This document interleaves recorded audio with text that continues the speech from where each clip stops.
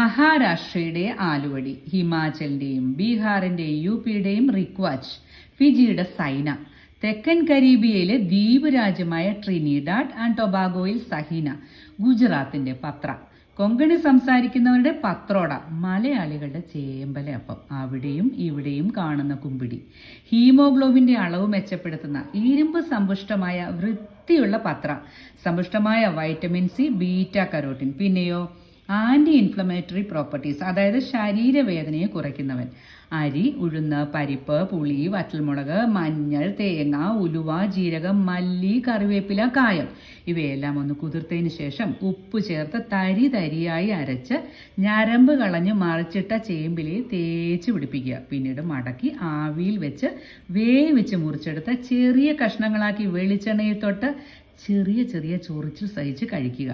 ചൊറിച്ചിൽ വേണ്ട എങ്കിൽ കർക്കിടകം ഗ്യാരണ്ടി. ഇനി പേടിയാണെങ്കിൽ മത്തന്റെ ഇലയിൽ പരീക്ഷിക്കാം.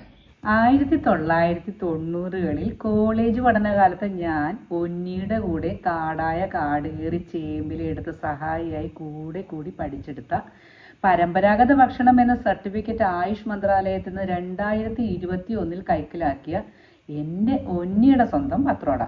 ഇനി കൊച്ചിക്കാർക്ക് മെയ് അനങ്ങാതെ ഇത് കഴിക്കണമെങ്കിൽ മട്ടാഞ്ചേരിയിലേക്ക് നേരെ വിട്ടു.